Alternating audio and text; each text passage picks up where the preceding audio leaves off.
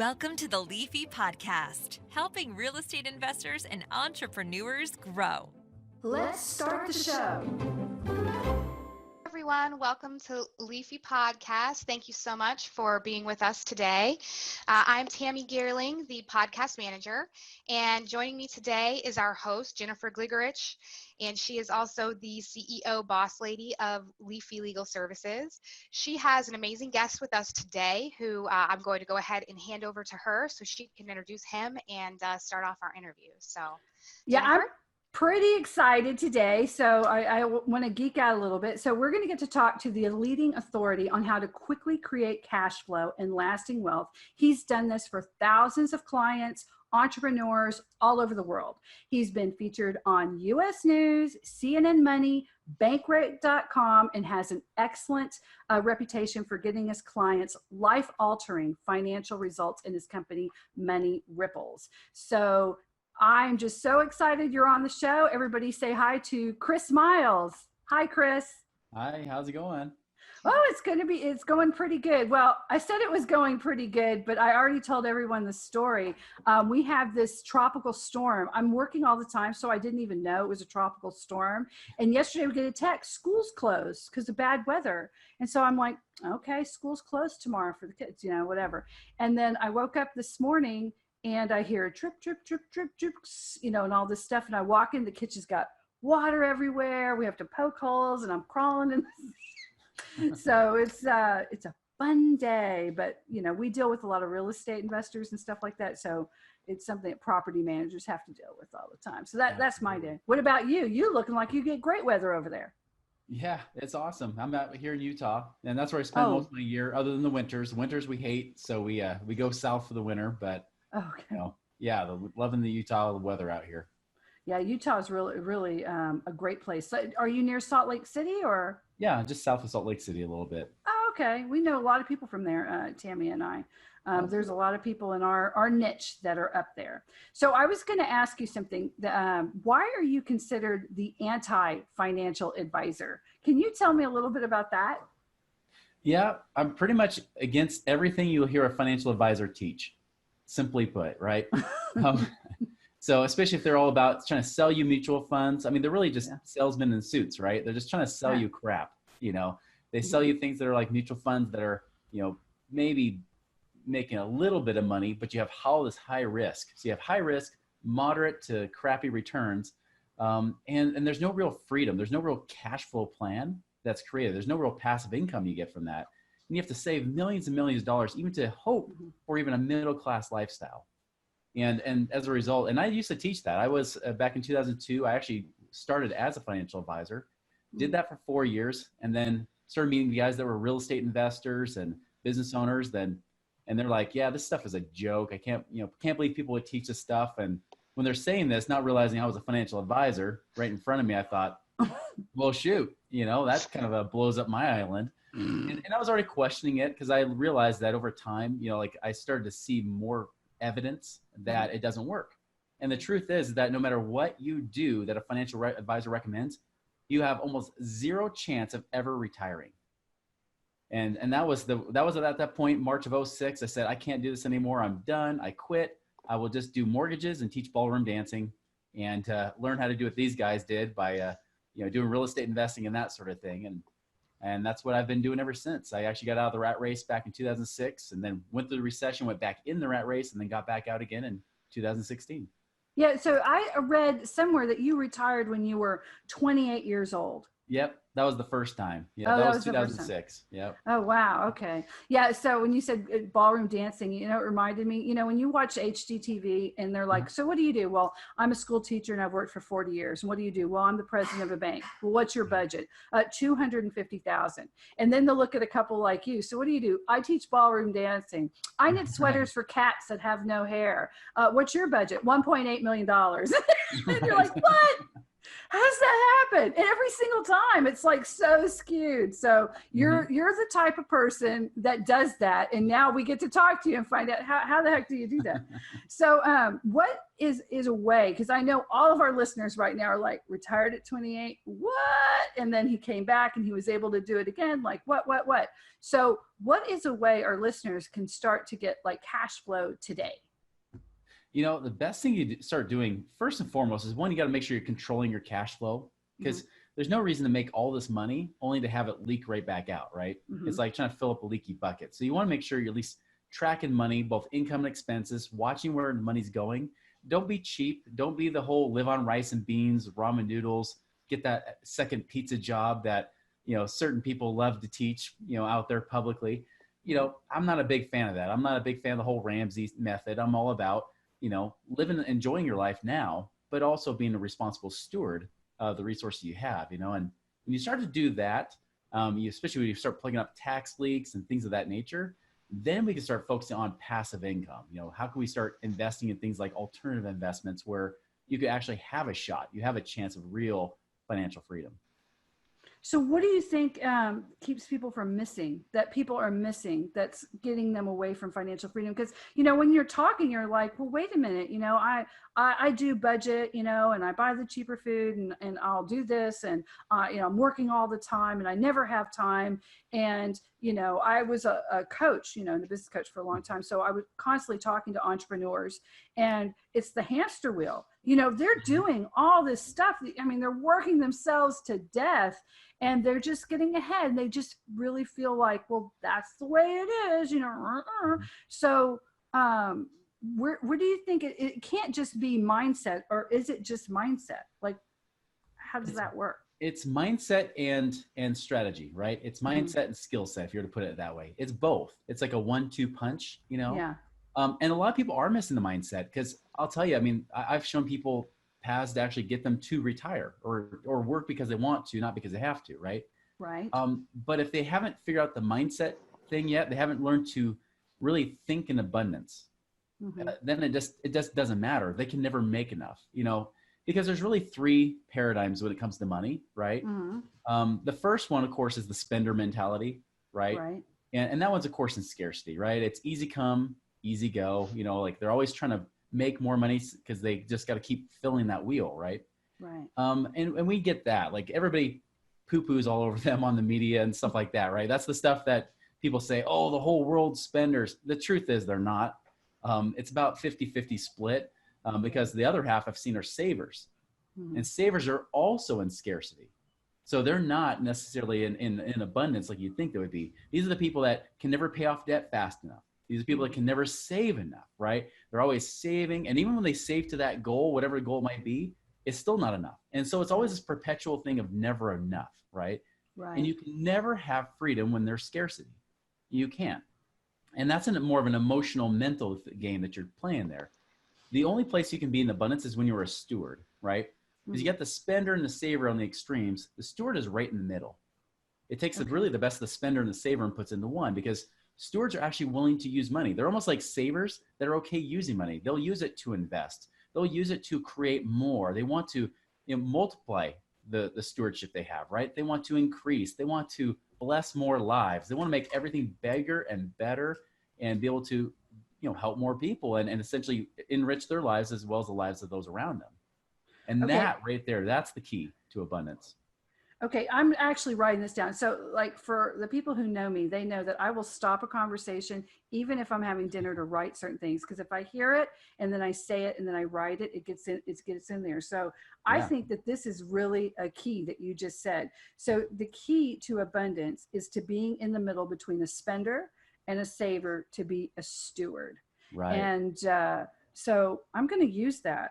I'm going to use that, and I will credit you every single time on using that, because that to me, there are certain things that are, and I know we live in such an echo chamber, soundbite world right now. And so these are actually complicated concepts, but anytime you can take a complicated concept and try to bite it down to at least get the gist of it, then people are more open to opening up to the bigger picture Yeah. of it. And I know that because we deal with asset protection and estate planning, and these are Yeah. very complicated things. So we've got to like soundbite it down. But then, if they can kind of get the gist, they can open up. It's kind of like talking to your mom about, or your grandparents about what you do for a living, Yeah. and I'm on the internet and I do this podcast, and their eyes roll back and they just kind of don't get it. So most of my family still don't get what I do. Really?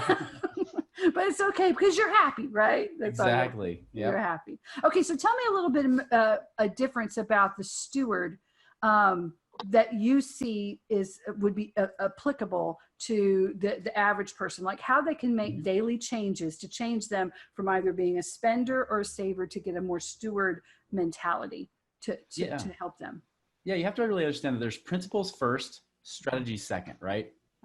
The truth is, people are always trying to find the strategy, that magic bullet. But the truth is, it really doesn't matter. It's the principles behind the strategies that make it all work, right? Mm-hmm. And so, for example, one thing is understanding that there's more than enough in the world for everybody, and then spare as well, right? There's more than enough.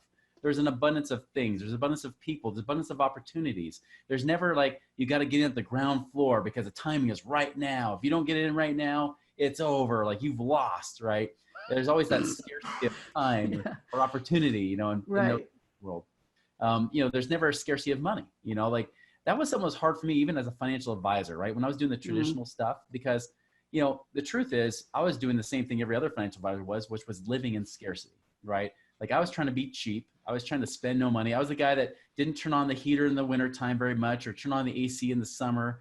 And so my wife would be totally miserable, and as I'm trying to save a few dimes, and that kind of stuff, right? Like I was always trying to, scrimp and save and not, spend any money, right? And that was going to be my goal of freedom, was live cheap until I was 40, save up enough money in mutual funds to hopefully have $2 million and then live on the interest. That was going to be my goal, right? And crappy life. For I sure. know. You just even saying that, I'm like, God, it just seems miserable. Your whole youth is just spent being a miser, living in the miser mindset of whatever. This brings me to a great story. Oh, I lost you there. That okay, so I was, I go to conferences and do stuff like that. So this guy came on. He was the coupon king, right? And he basically talked about that his whole life is trying to undo what he became famous for. And so he was the coupon clipper. He talked about saving things. And basically his thing was, you have to approach life like everyone's trying to screw you. Everyone. So you're going to want to get everyone down. He was the type of guy, and he said, I would haggle at the grocery store over produce because it had a spot, because I was getting overcharged.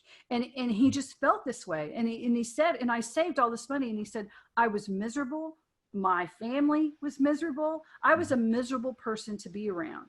Yeah. And then certain life events happened. I won't go into this whole story, but in the end, he changed his mindset. And he realized that he didn't value anyone. He wasn't valuing their work. People didn't want to work with him anymore. So he would get like someone to work on his house. And by the time he was done, he had beaten that person down. He got a good rate, but they were like done with him. They would not come back. They wouldn't answer his calls. Yeah. And that just, he said, and I would just sit there and that would validate to me how everyone's trying to screw me over. Exactly. Right? But really, he said, this thing happened to him. And in the end, he said, I'm going to value everyone for their work, and I will not go out. I won't eat if I don't have enough for a full tip. Now, if they don't give me the right service, I won't give the tip because, I deserve to be valued too. He said, once I did that and I really valued people for their work, and I decided I'm going to do this and I'm going to pay a fair rate. He was like, everything in my life changed. My family was happier. I was happier. And he goes, guess what? I started making more money than I ever thought imaginable. Exactly. By just valuing what they were giving me. It didn't mean I was letting myself being taken advantage of. I wasn't getting screwed over by everyone. I just stopped living in this negative space where I believe that everyone's out to get me. Yeah. And that has really stuck through me because, I've worked with many different clients and business owners, and you get the people who have that mindset. And I think, man, if you could just change the way you think about things, your everything would change. You would be It's just true. so happy. So yeah. It's true. I'm living proof of that same kind of thing. I mean, I wasn't as miserable, right? Yeah. I wasn't that bad. And I think Let most me people are in clarify. that saver. Yeah.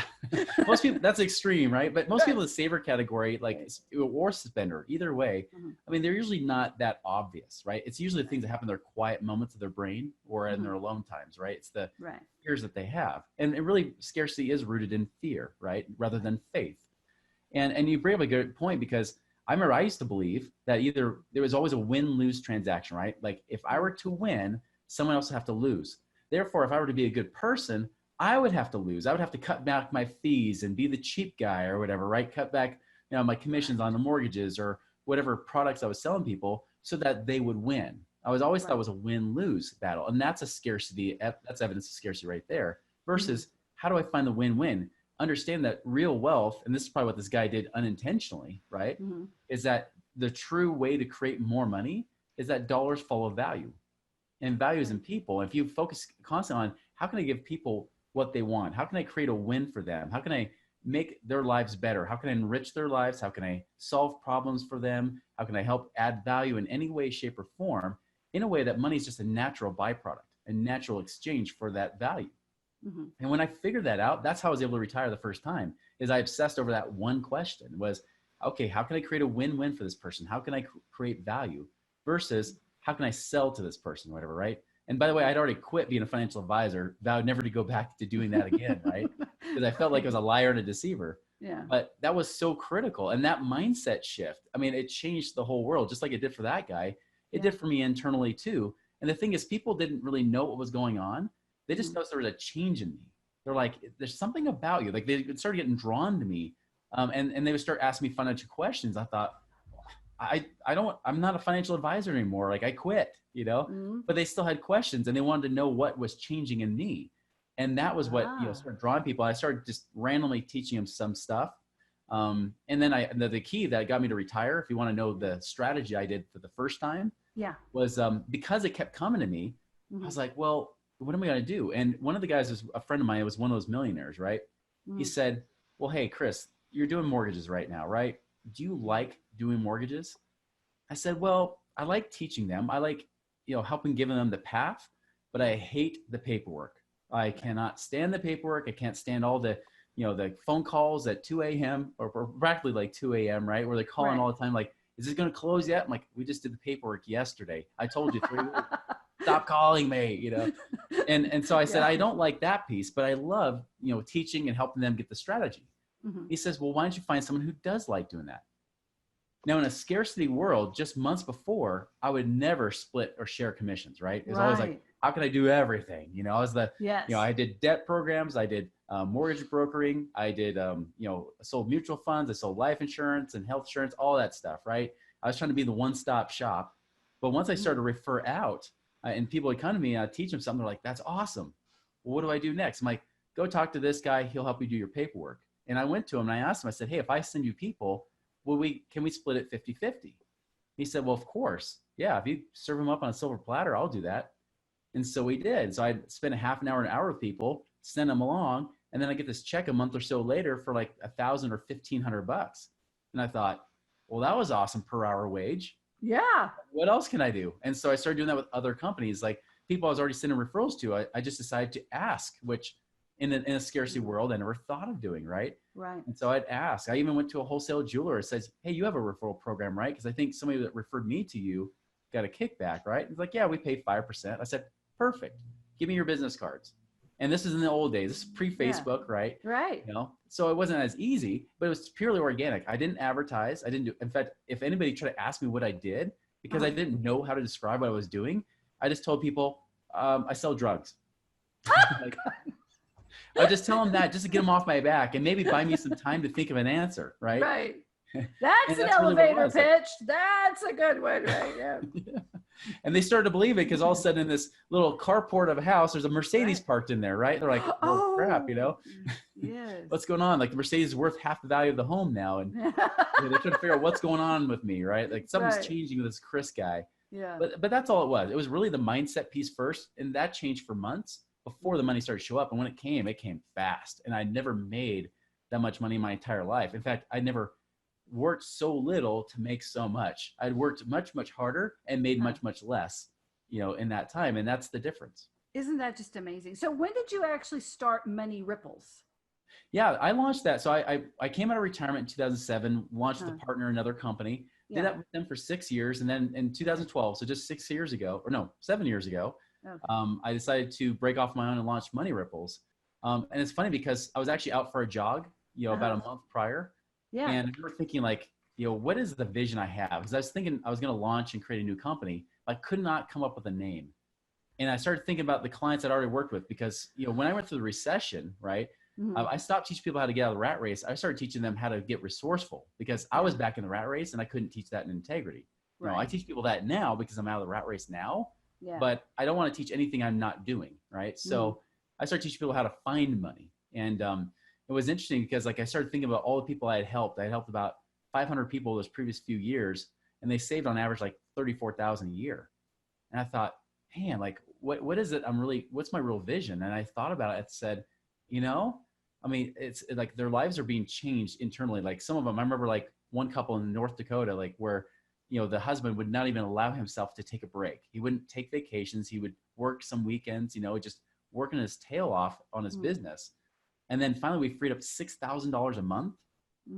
And then all of a sudden the first thing he did was buy a $6,000 four-wheeler to actually go and enjoy with his family and kids, which made his wife bawl. She's like, finally, he's like actually with us. Aww. Like he's actually giving himself permission to take a break and be with his family as they're starting to grow up. And that for her was like the biggest thing. It's like, Dave Ramsey has said, don't you dare buy that four-wheeler. I'm like, screw you, Dave. Like, no, we're going to buy that four-wheeler. Because you only get this chance with your kids. I know because my son is now 13. And there are times I go, man, I wish I could have gone back in time, back to when, it wasn't mom, and it was mom. And he'd hug you with those sweet little hands. And there's only these little moments that you get. And so you do have to take advantage. I mean, it's like the whole point of life, is to live your life. So if somebody goes to moneyripples.com, right? I know that you've got a free ebook. I do want to bring that up because, I'm going to go to it as soon as we're done here, but free ebook, it's called Beyond Rice and Beans, 7 Secrets to Free Up Cash Today. So they just have to go to moneyripples.com and they can get the book. And then what other services do you provide them? Like because this is like amazing. I'm even thinking about it for myself, this is really where people need to be. Because if I could free up and find a way to free up $36,000, that's like so many cruises. I love to take cruises. Yeah. That's true. And that's the drink package too, right? Tammy's like, not the drink package, Jen. But anyway, but yeah, once they go there, so what do they actually, what do you do? What do you do? How does that work? Yeah, I mean, there's great stuff there, of course. Definitely people can, look to hire me as a consultant. But I'd say before you even try to do that, listen to my show, the Chris Miles Money Show, whether it's on iTunes or your favorite podcast app, because that's the thing I tell people is like, there's a lot of good information there you can get for free, right? And I teach everything from like creating passive income. I'm teaching things about ways to free up that cash flow. I just did a show actually dealing with your stuff, which is how to protect your cash flow, which involves dealing with legal work, estate planning, insurances, and things like that, and make sure that you don't create all this passive income and cash flow and you can retire only to have it taken away with one life event or one thing that happens, right? It's just a waste. Yeah, we get that all the time. Like a lot of people don't realize just in our thing, the report came out from the National Survey of Court Data, right? And it's like 25% of Americans will get sued in their lifetime. We're a very litigious society. But if you're like a real estate investor, it's a 95% chance of being sued in the next 20 years. That is such an astounding number to me that I'm literally going to tell it to everybody. Because if you're in real estate investing or even just entrepreneurship, it's not if you're going to get sued, it's when. So you need to make sure that you're doing things the right way. And it's one of those things that just get it out of the way. We know, I know it's boring to people, but we always want them to get it out of the way. But I think you're right. So it's called the Chris Miles Money Show. That's your podcast. Yep. Okay. So we're going to put up links when we're done to his show. We're going to put this all over our social media, and moneyripples.com, where you can get your free ebook, and then you can hire him, because I think just talking to you just is very calming. Tammy, don't you think he has the most calming like presence? It just seems so connected. Yes. And I have learned so much. I've been sitting over here taking steady notes. So I will also add those to the show notes for Okay, everyone, good. kind of a Cliff Notes version, because absolutely, Chris has been an amazing guest. So thank you again, Chris, for agreeing to come on and It's been join such a us today. pleasure. Yeah, Thank you. absolutely. Well, everybody, again, this was the Leafy podcast, and we had Chris Miles with Money Ripples. He is the anti-financial advisor. You guys have got to check him out. Go get your free ebook and check out his podcast, The Chris Miles Money Show. And thank you so much. And do you have anything else that you want to say, Chris, or any nuggets, more nuggets of wisdom to give to any of our listeners? There's always hope. That's the thing I tell people, remind people that your chances and odds, you might think that maybe it's too late or that maybe it's never going to be enough to be able to get you that financial freedom. I can promise you it's easier than you might think. That's the thing I see across the board every time, is that it's not a hard thing. It's easier than you might think. So don't lose that hope. You just need the right mindset. You need the right strategies to go with that mindset. And you put those together, it's hard not to succeed. Well, that's amazing. Awesome. Thank you. Mm-hmm. Thank you so much. Okay, Tammy, take it away. All right. Thanks everyone again for listening today, and I hope you have a wonderful week. We will be dropping our podcast Monday, of course. Every Monday you can hear us and download to your favorite platform, iTunes, Stitcher, Google Play. Any of those are fair game for us. If you need to reach me, if you have any feedback on this episode, if you have questions for Chris, please feel free to email me at Tammy, Tammy, at leafylegalservices.com, and I will get back to you with any questions. Also, if you would like to be a guest or know someone you'd like to refer, please feel free to email me. I love hearing feedback from the audience. So thanks again, everyone. Thank you so much again, Chris, for coming on, and Jennifer, awesome job, and we will see you next week. Follow us on Facebook, Twitter, and Instagram.